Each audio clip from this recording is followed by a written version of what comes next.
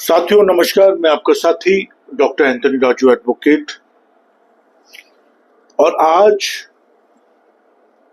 एक बहुत important section 4 POCSO act 2012 पे मैं बात करने वाला हूं। एक गंभीर धारा, गंभीर अपराध, गंभीर सजा। और इससे पहले कि मैं इसको आगे लेके बढ़ूं, मैं आपसे सिर्फ एक गुजारिश करता हूं कि आप चैनल को सब्सक्राइब करें, लाइक करें, कमेंट्स करें, शेयर करें। और अगर मुझसे कोई सवाल करना चाहते हैं तो आप डिस्क्रिप्शन बॉक्स में अपना सवाल छोड़ सकते हैं। मैं आपकी पूरी मदद करने की कोशिश करूंगा। साथियों, बेल बटन आप दबा के रखें, यह भी एक बहुत इंपॉर्टेंट है। और बहुत सारे सवाल लोग मेरे से पूछते हैं कि क्या पॉक्सो में कॉम्प्रोमाइज किया जा सकता है, या इस सजा से कैसे बचे, या हमारे खिलाफ ये झूठा मुकदमा है, इससे कैसे बचा जाए,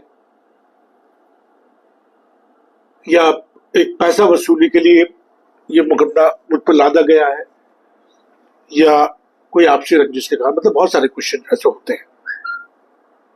साथियों, मैं आपको ये बता देता हूं कि सेक्शन 4 पॉक्सो एक्ट 2012 अपने आप में बहुत गंभीर मामला है। और इसको अगर हम सीधी लैंग्वेज में बात करें तो पेनिट्रेटिव सेक्सुअल असोल्ट या पेनिट्रेशन की बात हो रही है। या पेनिट्रेशन की बात हो रही है कि अगर एक पुरुष एक किसी बच्ची के साथ यौन शोषण करता है, पेनिट्रेटिव, यहाँ पर जो शब्द यूज कर रहा हूं पेनिट्रेटिव है। और यही हमें प्रूव करना होता है कोर्ट के अंदर कि सच्चाई क्या है। सच्चाई हमें पता लगती है एविडेंस से। मटेरियल एविडेंस क्या है, मेडिकल रिकॉर्ड क्या कह रहे हैं, 164 का बयान क्या है, 161 का क्या बयान है। और अगर ये हमें पता लगता है कि आपसी रंजिश के कारण ये मुकदमा लिखवाया गया है, तो उसको उसी दायरे में लेके एविडेंस पे काम करना चाहिए। और मेरा हमेशा ही मानना रहा है साथियों कि अगर हमने कोई अपराध नहीं करा है तो अपराध से हमें डरने की जरूरत नहीं है। और बहुत सारी ऐसी जजमेंट आई है और ये देखा गया है,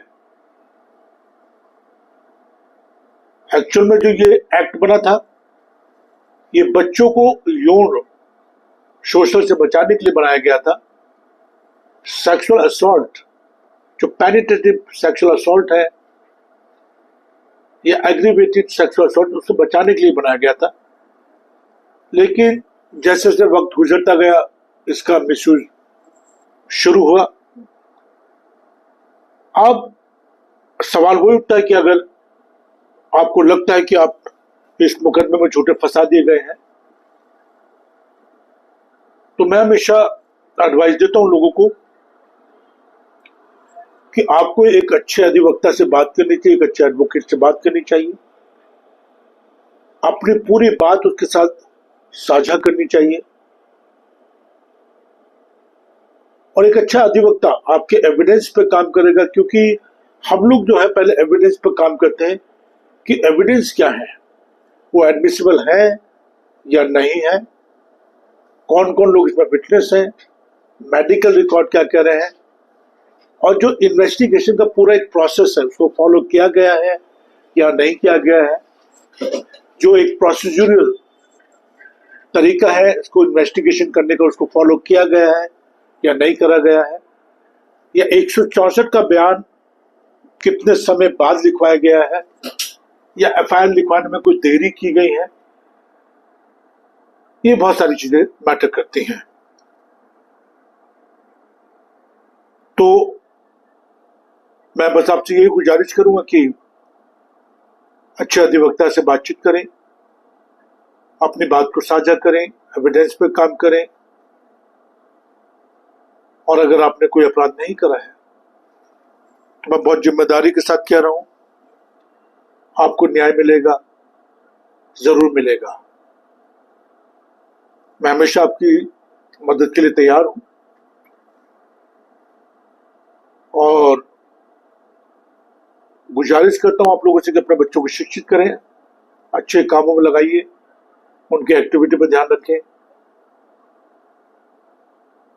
और चार्जशीट बहुत इंपॉर्टेंट होती है पॉक्सो केसेस में, उसको पढ़ना, उसको समझना, 164 के बयान, 161 के बयान, ये सारी चीजें बहुत मैटर करती हैं। जय हिंद, जय भारत।